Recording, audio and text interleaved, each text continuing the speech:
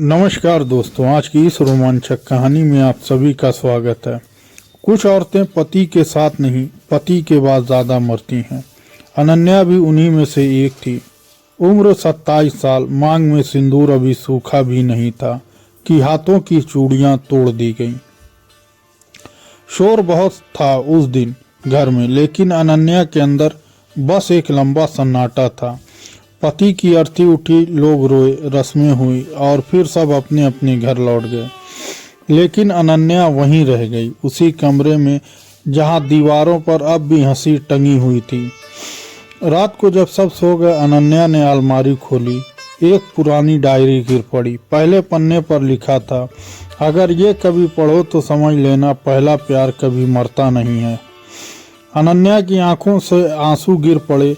दिमाग में एक नाम गूंजा, आरव। वही आरव जिसके साथ उसने स्कूल के आखिरी दिन पीपल के पेड़ के नीचे पहली बार हाथ पकड़ा था। लेकिन जिंदगी उसे कहीं और ले गई। अब वो विधवा थी और समाज के लिए उसकी जिंदगी यहीं खत्म। अगले दिन पड़ोस की औरतों ने कहा, अब सफ़ेद साड़ी पहनना सीख लो, अब हंसना शोभा नहीं देता। अनन्या चुप रही, लेकिन रात को डायरी फिर खुली और आखिरी पंक्ति पढ़ते पढ़ते उसके होठ कांप गए। अगर किस्मत ने दोबारा मिलाया तो क्या तुम मुझे पहचान पाओगी? अनन्या ने पहली बार पति की मौत के बाद खुद से सवाल किया, क्या मैं सच में मर चुकी हूँ? और यहीं से शुरू होती है एक विधवा की अधूरी मोहब्बत की कहानी। कुछ रिश्ते खत्म नहीं होते, बस वक्त के साथ किसी मोड़ पर चुप हो जाते हैं। अनन्या की जिंदगी भी अब उसी चुप्पी में चल रही थी। सुबह होती वो उठती, मंदिर जाती और फिर उसी कमरे में आकर बैठ जाती जहां अब भी 2 कप चाय रखने की आदत उसका पीछा नहीं छोड़ती थी। उस दिन भी वो बाजार गई थी, सफ़ेद साड़ी, झुकी नजरें और हाथ में सब्जियों का थैला। तभी अनन्या ये आवाज़ कानों में से नहीं सीधे दिल से टकराई। वो ठिठक गई। 10 सालों में उसने ये नाम कई बार सुना था खुद की धड़कनों में, लेकिन आज ये आवाज़ सामने से आई थी। अनन्या ने धीरे से गर्दन उठाई और सामने खड़ा था आरव। वही चेहरा, वही आंखें, बस वक्त ने थोड़ी थकान जोड़ दी थी। दोनों कुछ सेकंड एक दूसरे को देखते रहे। ना कोई मुस्कान, ना कोई सवाल, बस पुरानी यादों का भारी सन्नाटा। आरव ने खुद को संभालते हुए कहा, मैं यहीं पास में काम से आया हूँ। अनन्या ने सर हिलाया, आवाज़ नहीं निकली। उस पल उसे पहली बार महसूस हुआ, विधवा होना दिल को भी सूना कर देता है। आरव की नज़रें उसकी सफ़ेद साड़ी पर गई और वहीं उसकी आंखें झुक गई। मुझे पता चला था वो अधूरा ही रह गया। अनन्या ने पहली बार उस दिन किसी के सामने खुद को मजबूत दिखाया। सब ठीक है उसने कहा, लेकिन दिल के अंदर सब कुछ टूट रहा था। आरव ने धीरे से पूछा, क्या हम थोड़ी देर बैठ सकते हैं? अनन्या झिझकी। समाज, लोग, बातें सब एक साथ दिमाग में आ गया। लेकिन फिर डायरी की वो पंक्ति याद आई, पहला प्यार कभी मरता नहीं। वो चुपचाप पास के पार्क की बेंच पर बैठ गई। दोनों के बीच की इतनी दूरी थी जितना पूरा समाज डाल चुका था। आरव ने कहा, मैं कोई हक नहीं जताना चाहता, बस तुम्हें जिंदा देखना चाहता था। अनन्या की आंखें भर आई। लोगों के लिए मैं जिंदा नहीं हूँ, उसने कहा, मैं बस सांस ले रही हूँ। ये सुनकर आरव ने पहली बार उस दिन अनन्या की तरफ देखा। एक नज़र ऐसी जिसमें दया नहीं, मोहब्बत थी। अगर तुम चाहो, आरव ने कहा, तो मैं सिर्फ दोस्त बनकर भी रह सकता हूँ। अनन्या ने कुछ नहीं कहा, लेकिन उस रात घर लौटकर उसने सालों बाद दीपक जलाया और मन ही मन सोचा, क्या दोस्ती भी इतनी गर्माहट दे सकती है? अगले कुछ दिनों में आरव मिलने लगा, कभी मंदिर के बाहर, कभी सड़क के मोड़ पर। कोई हाथ पकड़ना नहीं, कोई वादा नहीं, बस साथ चलना। लेकिन मोहल्ला सब देख रहा था। विधवा होकर इतनी हंसी, पुरुष के साथ बैठना, बातें फैलने लगी। अनन्या ने फिर से खुद को कमरे में बंद कर लिया। एक दिन आरव ने दरवाजे के बाहर से कहा, अगर मेरी वजह से तुम्हें तकलीफ हो रही है तो मैं चला जाऊंगा। अनन्या ने दरवाजा खोला, आंखों में आंसू थे। मत जाओ, बस इतना ही कहा। उस पल दोनों समझ गए ये रिश्ता अब सिर्फ दोस्ती नहीं रहा, लेकिन इसे नाम देने की हिम्मत अभी भी किसी में नहीं थी। रिश्ता अब उस मोड़ पर था जहां प्यार शुरू नहीं हुआ था, लेकिन दिल टूटने लगा था। कुछ रिश्ते जब तक खामोश रहते हैं तब तक समाज उन्हें नज़रअंदाज करता है, लेकिन जैसे ही उनमें ज़िंदगी की हल्की सी मुस्कान लौटती है, लोग उंगलियां उठाने लगते हैं। अनन्या की जिंदगी में अब मुस्कान धीरे धीरे लौट रही थी। वो अब भी सफ़ेद साड़ी पहनती थी, लेकिन आंखों में पहले जैसी मौत नहीं थी, और यही बात लोगों को चुभने लगी। सुबह मंदिर जाती तो कोई फुसफुसाता, कल फिर वही आदमी साथ था। सब्जी वाला पैसे लौटाते हुए ज़रूरत से ज़्यादा ध्यान देने लगा। मोहल्ला अब अनन्या को नहीं, उसके रिश्ते को देख रहा था। आरव ये सब समझ रहा था। एक दिन वो खुद बोला, अगर चाहो तो मैं आना कम कर दूं। अनन्या ने पहली बार साफ साफ जवाब दिया, गलती हमारी नहीं है। उस एक वाक्य में बरसों की चुप्पी टूट गई, लेकिन समाज इतनी आसानी से हार मानने वाला नहीं था। एक शाम अनन्या की सास उसके कमरे में आई। आवाज में सख्ती थी। लोग बातें कर रहे हैं, उन्होंने कहा। अनन्या चुप रही। तुम भूल गई हो कि तुम कौन हो? ये सवाल सीधे दिल पर लगा। अनन्या ने धीरे से कहा, मैं एक औरत हूँ। कमरे में सन्नाटा भर गया। सास कुछ नहीं बोली, बस बाहर चली गई।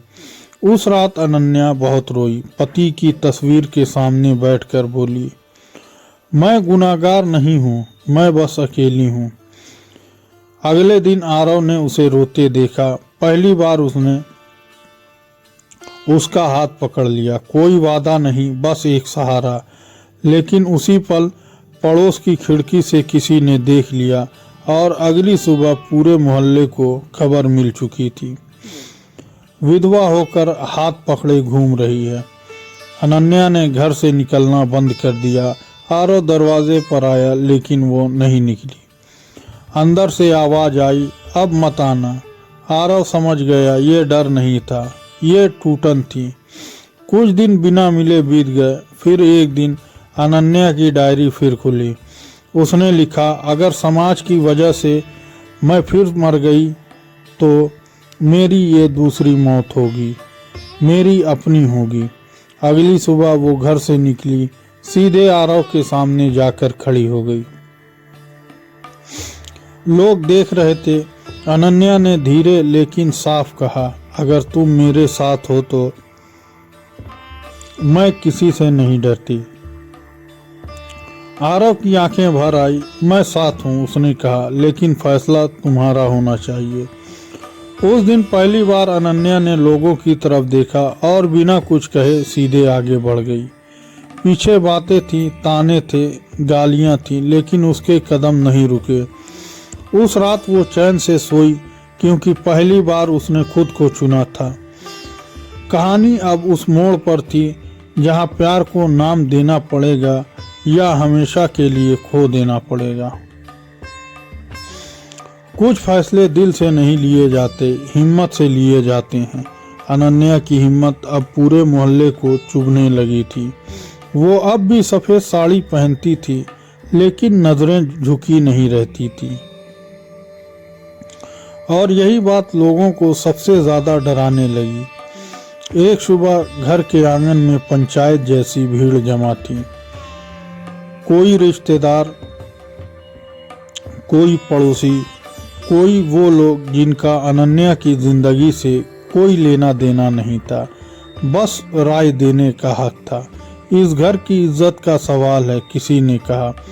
विधवा होकर इस तरह आवाज अधूरी रह गई। अनन्या सब सुन रही थी, लेकिन आज वो चुप नहीं रही। आप सब ने, उसने शांत स्वर में कहा। मुझे विधवा कहा, लेकिन कभी औरत नहीं समझा। भीड़ सन्न रह गई। सास ने पहली बार आंखों में आंसू लिए कहा, लोग क्या कहेंगे? अनन्या ने धीरे से जवाब दिया, लोग तो तब भी बोले थे जब मैं चुप थी। उस दिन घर के दरवाजे उसके लिए बंद कर दिए गए, सिर्फ एक छोटा सा बैग और कुछ कपड़े। अनन्या बाहर खड़ी थी और सामने आरव बिना सवाल किए उसने कहा, मेरे साथ चलो। अनन्या ने रुक कर कहा, मैं सहारे के लिए नहीं, साथ के लिए चलूंगी। आरव ने मुस्कुराकर सर हिलाया। दोनों एक छोटे से शहर में नए सिरे से जिंदगी शुरू करने लगे। काम छोटा था, कमरा छोटा था, लेकिन इज्जत पूरी थी। लेकिन समाज यहाँ भी पीछा छोड़ने वाला नहीं था। एक दिन आरव के ऑफिस में बात पहुंची, वो विधवा है, किसी ने कहा। आरव ने साफ जवाब दिया, वो मेरी जिंदगी है। ये बात शहर में आग की तरह फैली। दबाव बढ़ा, रिश्तेदार आए, शादी मत करना कहा गया, वरना दोनों बर्बाद हो जाओगे। अनन्या ने कई रातें जाग कर बिताई। क्या वो किसी की जिंदगी खराब कर रही है? एक रात उसने आरव से कहा, अगर तुम चाहो तो मैं चली जाऊं। आरव ने उसके हाथ थाम कर कहा, अगर तुम गई तो मैं भी खुद को खो दूंगा। उस पल अनन्या समझ गई, यह रिश्ता अब सिर्फ प्यार नहीं था, ये एक दूसरे का घर था। अगले दिन वो मंदिर गई। सिंदूर नहीं मांगा, वरदान नहीं मांगा, बस इतना कहा, मुझे इतना मजबूत बना देना कि मैं अपने फैसले पर खड़ी रह सकूं। और वो खड़ी रही, लोगों के सामने, रिश्तों के सामने, परंपराओं के सामने। उसने साफ कहा, मैं शादी करना चाहती हूँ और ये कोई पाप नहीं। मोहल्ले में हलचल मच गई। कुछ ने समर्थन किया, ज्यादातर ने विरोध। लेकिन अनन्या की आवाज अब डरी हुई नहीं थी। वो जान चुकी थी, प्यार छुपाया जाए तो गुनाह बनता है और जिया जाए तो हक। कहानी अब अपने आखिरी मोड़ पर थी, जहां फैसले की मोहर लगनी थी। कुछ अंत खामोश होते हैं, लेकिन उनकी आवाज सदियों तक गूंजती रहती है। अनन्या की जिंदगी भी अब उसी मोड़ पर खड़ी थी, जहां पीछे डर था और आगे खुद की पहचान। शादी का फैसला आसान नहीं था, ना ढोल, ना शोर, ना बुलावे, बस दो लोग और उनका सच। मंदिर की सीढ़ियों पर अनन्या खड़ी थी, सफेद साड़ी में, लेकिन आज उसका रंग उदासी का नहीं था। आरव ने धीरे से पूछा, तैयार हो? अनन्या ने हल्की मुस्कान के साथ कहा, मैं बहुत पहले ही तैयार हो चुकी थी, बस आज नाम मिल रहा है। पंडित ने मंत्र पढ़े, कोई भीड़ नहीं, लेकिन हर शब्द गवाही दे रहा था। जब आरव ने उसकी मांग में सिंदूर भरा, अनन्या की आंखों से आंसू गिर पड़े। ये आंसू दर्द के नहीं, ये आंसू थे उस समाज के लिए जिसने उसे जिंदा रहते मार दिया था। शादी के बाद वो अपने मायके नहीं गई, ना ससुराल। दोनों ने एक छोटा सा घर लिया, एक नई शुरुआत। कुछ दिनों बाद खबर फैली, विधवा ने शादी कर ली। कुछ ने मुंह मोड़ा, कुछ ने ताने मारे, लेकिन कुछ चुपचाप मुस्कुराए भी। समय अपना काम करता रहा। एक दिन अनन्या की सांस दरवाजे पर आई, हाथ में मिठाई थी, आंखों में शर्म और प्यार। गलत थी मैं, बस इतना कहा। अनन्या ने पैर छुए, लेकिन इस बार नजरें झुकी नहीं। कुछ महीने बाद मोहल्ले की वही औरतें जो ताने मारती थी, अब सलाह लेने आने लगी, क्योंकि अनन्या अब कमजोर नहीं थी, वो एक उदाहरण बन चुकी थी। एक शाम आरव ने पूछा, अगर वक्त पीछे ले जाए तो क्या तुम कुछ बदलोगी? अनन्या ने खिड़की से बाहर देखते हुए कहा, नहीं, क्योंकि हर दर्द मुझे यहाँ तक लाया है। और फिर उसने एक बात और कही, मोहब्बत दूसरी बार भी पवित्र ही होती है। अनन्या मंदिर जाती, इस बार सफ़ेद नहीं, हल्की रंगीन साड़ी में, मांग में सिंदूर, लेकिन सर झुका हुआ नहीं। वो घंटी बजाती है और मुस्कुराती है। कहानी यहीं ख़त्म नहीं होती, क्योंकि ऐसी कहानियाँ ख़त्म नहीं होती, ये दूसरी औरतों के लिए शुरुआत बन जाती हैं। तो दोस्तों, यह थी हमारी आज की कहानी। अगर आपको पसंद आए तो लाइक कर दें और हमारे चैनल को भी सब्सक्राइब कर लें। मिलते हैं अगली वीडियो में, तब तक के लिए धन्यवाद।